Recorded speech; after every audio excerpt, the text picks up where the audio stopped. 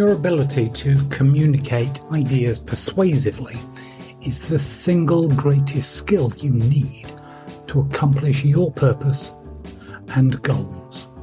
And being able to communicate with influence and impact in the 21st century needs a 21st century model of communication. To communicate with influence and impact, we need to use hugs. Hugs is a neuroscience-based model for influential and impactful communications. My name's Dr. John Kenworthy, and welcome to this part.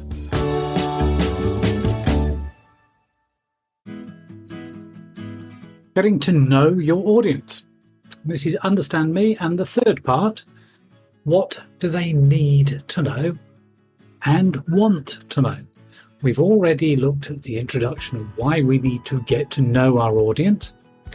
And in the last guide, we looked at what do they know already. Once we know what they already know, we need to answer the questions, what do they need to know and want? So, have you ever sat in a presentation and successfully listened to everything that the speaker shared, remembered what was essential, and acted on the information whilst simultaneously fielding emails, carrying out a chat message, and planning lunch, and all before a really important client meeting? Okay, now in this very short space of time, what do you remember? Not a lot, huh? You just experienced cognitive overload. And that was just thinking about those 5 things happening in theory.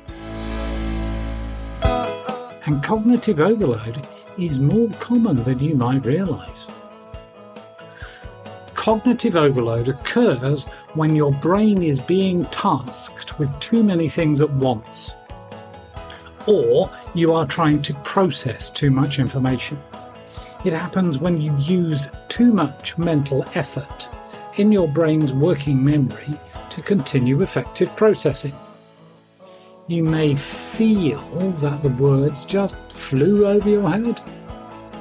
You stopped taking any more information in and tried to clear the backlog.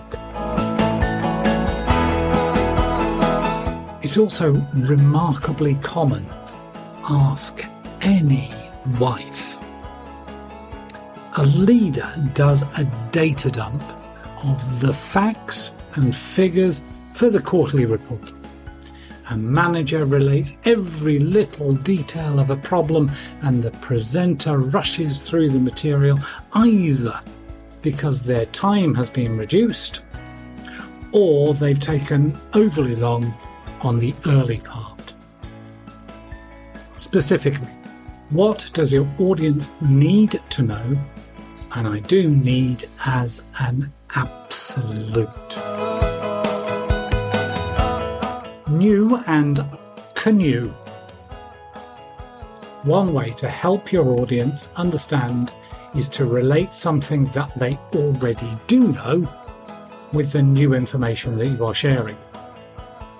New information triggers curiosity, which is something you want to do.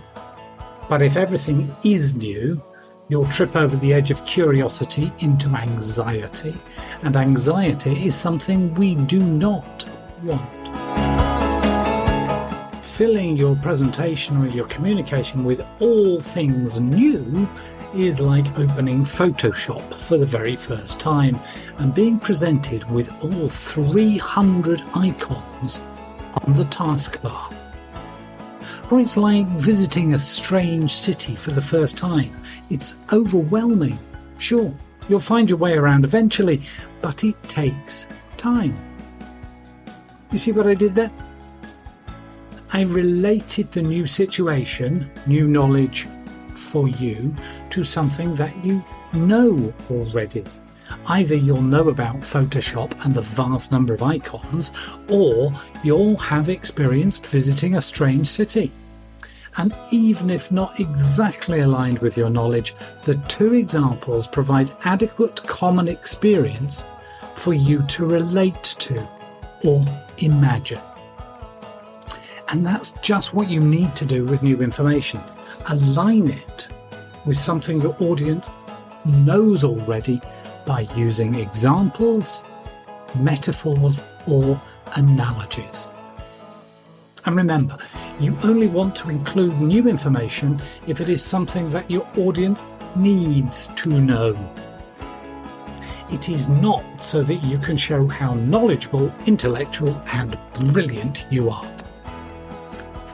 On top of this, your audience is likely to find 90% of your presentation as forgettable. So what do you want them to really remember? Your 10%.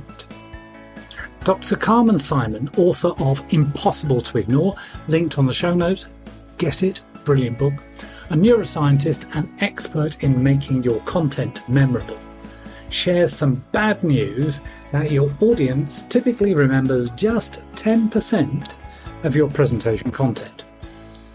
Worse news is the 10% remembered by one person differs from the 10% another person remembers. The 10% that you really want them to remember needs to be identified. And then you are going to take control of what they remember. You can do that by noting two things. What you want your audience to remember, 3 or 4 points, tops. And what you want your audience to do, your product or your call to action. Now, we are clear what our audience knows already, making certain that we recognise our own curse of knowledge and taking care with our own assumptions. We are also clear about what they need to know, avoiding cognitive overload, aligning the new with the canoe, and identifying the 10% of our content that is essential. But do they care at all? We need to understand the audience's opinion. But let's wrap here for now and prepare you for the next part on opinion. In that next section, we'll talk about opinion and then get deep into the who of your audience. We'll consider their power and interest, how they might resist, and the 4 audience types you will choose specific actions or products from your presentation.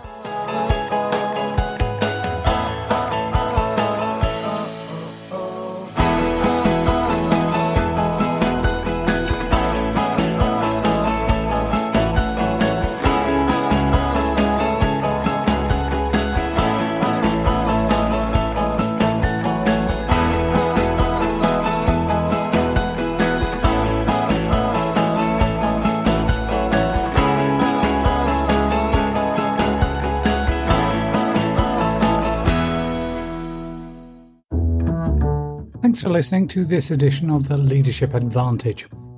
If you'd like to learn more about how you can unlock your talent, unstuck your potential, and unleash your performance so that you can have joy at work and your team can have cohesion of unity and effort for good success, then visit us at leadershipadvantage.com.